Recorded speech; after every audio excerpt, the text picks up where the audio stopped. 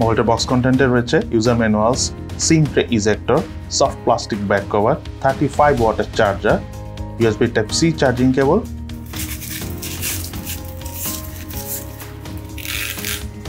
এবং Honor X7c মোবাইলটি।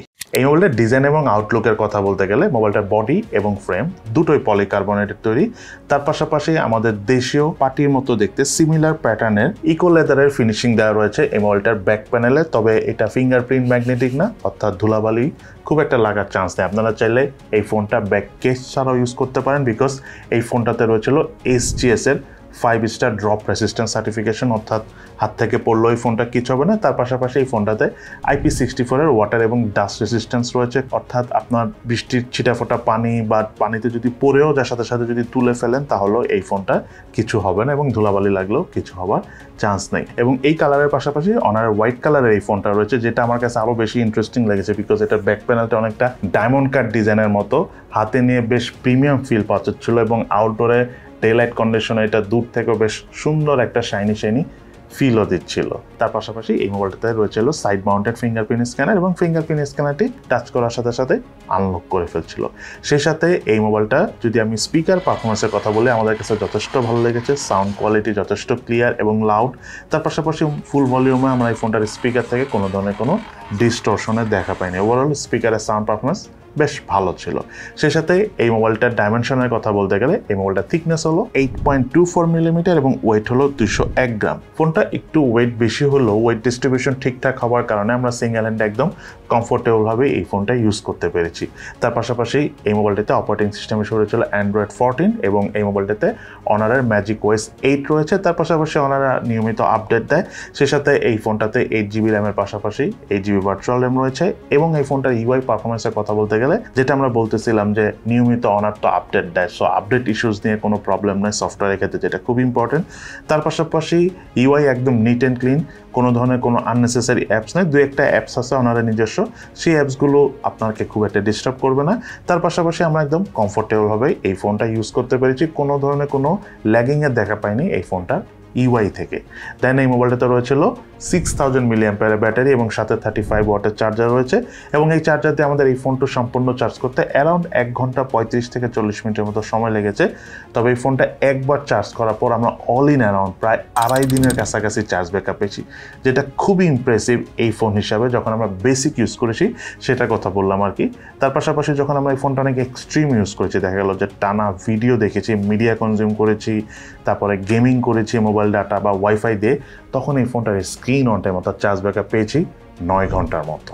দেন এই মোবাইলটার রাইট সাইডে রয়েছিল ভলিউম রকার এবং পাওয়ার বাটন এবং এই পাওয়ার বাটনটি সাইড মাউন্টেড ফিঙ্গারপ্রিন্ট স্ক্যানার হিসেবে কাজ করে। মোবাইলটার লেফট সাইডে রয়েছিল সিম কার্ডটা, যাতে দুটো সিম কার্ড ইউজ করার পাশাপাশি রয়েছে এক্সটার্নাল মেমোরি কার্ড ইউজ করার সুবিধা। মোবাইলটার উপর অংশ রয়েছিল নয়েজ ক্যান্সেলেশন মাইক এবং IR ব্লাস্টার। মোবাইলটার নিচের অংশ রয়েছিল main speaker, primary mic, Type-C USB charging port এবং হেডফোন জ্যাকের পোর্ট। এই মোবাইলটার রিয়ার প্যানেল রয়েছিল ডুয়েল ক্যামেরা সেটআপ, যার মেইন ক্যামেরাটা হলো 108 মেগাপিক্সেলের, আরেকটা হলো 2 মেগাপিক্সেলের ডেপথ সেন্সর ক্যামেরা। এবং এই ক্যামেরাগুলো দিয়ে তোলা ছবির পারফরমেন্সের কথা বলতে গেলে আমরা ডে লাইট কন্ডিশনে যথেষ্ট ভালো ছবি তুলতে পেরেছি। কালার ডিটেলসের মোটামুটি ঘাটতি থাকলেও পোর্ট্রেট মোডে ডাইনামিক রেজ এবং এজ ডিরেকশন আমাদের কাছে ঠিকঠাকই লেগেছে। তবে আরেকটু ভালো কালার ডিটেলস দিলে আমাদের কাছে আরেকটু বেশি ভালো লাগতো।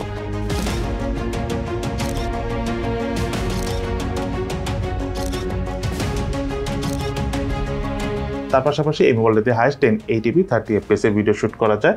বাজেট বিবেচনায় আরেকটু ভালো রেজুলেশনে ভিডিও শুট করার সুবিধা থাকা উচিত ছিল।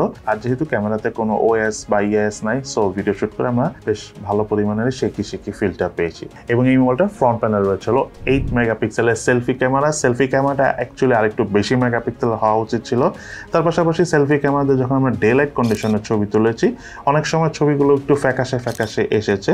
প্রপার লাইট পেলে আবার ঠিকঠাক ছবি উঠতেছিল, কিছু সময় আমাদের কাছে একটু ওভার স্যাচুরেটেড মনে হয়েছে কিছু ছবি। তবে পোর্ট্রেট মোডে ডাইনামিক রেঞ্জ এবং এজ ডিরেকশন ওভারঅল ঠিকঠাকই আছে। তবে ছবিতে আরেকটু কালার বুস্ট হলে আরেকটু বেশি ভালো লাগতো। তার পাশাপাশি এই মোবাইলটাতে রয়েছিল camera two APS support, so আপনি চাইলে ইন ফিউচারে এই মোবাইলটাতে ম্যানুয়াল ক্যামেরা অর্থাৎ Gcam ইউজ করতে পারবেন।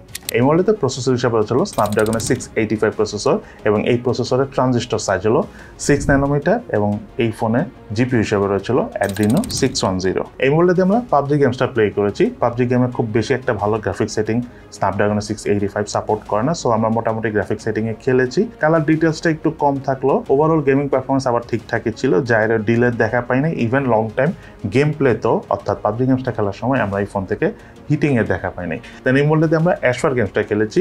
গেমের কালার ডিটেলসের একটু ঘাটতি ছিল, তবে ওভারঅল আবার গেমিং করে আমাদের কাছে এই ফোনে অ্যাশফার গেমসটা যথেষ্ট ভালোই লেগেছে। দেন এই মোবাইলটির ডিসপ্লেটা হলো 6.77 ইঞ্চি সাইজের IPS LCD প্যানেলের ডিসপ্লে এবং এই মোবাইলটা তারা রয়েছে হলো 120 রিফ্রেশ রেট। সেই সাথে ডিসপ্লে রেজলিউশন হলো 1610x720 পিক্সেল এবং পিক্সেল ডেন্সিটি হলো 261 ppi। ডিসপ্লেটা অবশ্যই ফুল HD প্লাস রেজলিউশনের হওয়া উচিত ছিল যদি আমি বাজেট হিসাবে চিন্তা করি। তার পাশাপাশি ফোনটা যখন আমরা আউটডোর ইউজ করতে গিয়েছি একদম দুপুরের দিকে আমরা কিছুটা লো ব্রাইটনেস পেয়েছি বলে মনে হয়েছে, তবে সেটা একদম ঠিক দুপুর 12টা 1টার দিকে। নর্মালি আবার এই প্রবলেমটা আমরা ফেস করিনি। তার পাশাপাশি এই মোবাইলটা ডিসপ্লে ঠিক উপরে সেন্টারে রয়েছে হলো 5 হল সেলফি ক্যামেরা এবং এই মোবাইলটাতে ওয়াইড ব্যান্ড L1 এর সাপোর্ট নেই, রয়েছে ওয়াইড ব্যান্ড L3 এর সাপোর্ট।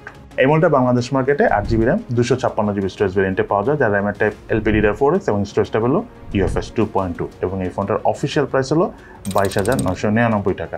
এবার চলুন আমরা জেনে নিই এই ফোনটার কি ল্যাকিংস আমরা পেয়েছি এবং তার পাশাপাশি এই ফোনটার কি ভালো দিক রয়েছে। প্রথমে যদি এই ফোনটার ল্যাকিংসের কথা বলতে চাই, এই মোবাইলটাতে যে সেলফি ক্যামেরাটা রয়েছে সেটা 8 মেগাপিক্সেলের পরিবর্তে আরেকটু বেশি মেগাপিক্সেলের হওয়া উচিত ছিল। তার পাশাপাশি প্রসেসরটা যদি আরেকটু ভালো মানের হতো একটু ভালো হতো। তার পাশাপাশি বাজেট হিসাবে এই ফোনটার ডিসপ্লেটা HD প্লাস রেজলিউশনের জায়গায় অবশ্যই ফুল HD প্লাস রেজলিউশনের হওয়া উচিত ছিল। দেন ডিসপ্লে ব্রাইটনেসটাও আরেকটু বেশি হওয়া উচিত ছিল এবং সর্বশেষ এই ফোনটা আমি মনে করি যে প্রাইসও আরেকটু কম হওয়া উচিত ছিল। দেন এই ফোনটা যদি আমি ভালো দিকের কথা বলতে চাই, এই ফোনটার আউটলুকটা বেশ সুন্দর, স্পেশালি আমার কাছে হোয়াইট কালারটা বেশ সুন্দর লেগেছে। তার পাশাপাশি এই ফোনটাতে যেহেতু SGS এর 5 স্টার ড্রপ রেসিস্ট্যান্ট সার্টিফিকেশন রয়েছে, সো হাত থেকে পড়লেও ফোনটার কিছু হওয়ার খুব একটা চান্স নেই, তবে আপনারা বেশি ফেলে দেখবেন না, এতে অনেক সময় রিস্ক থাকে।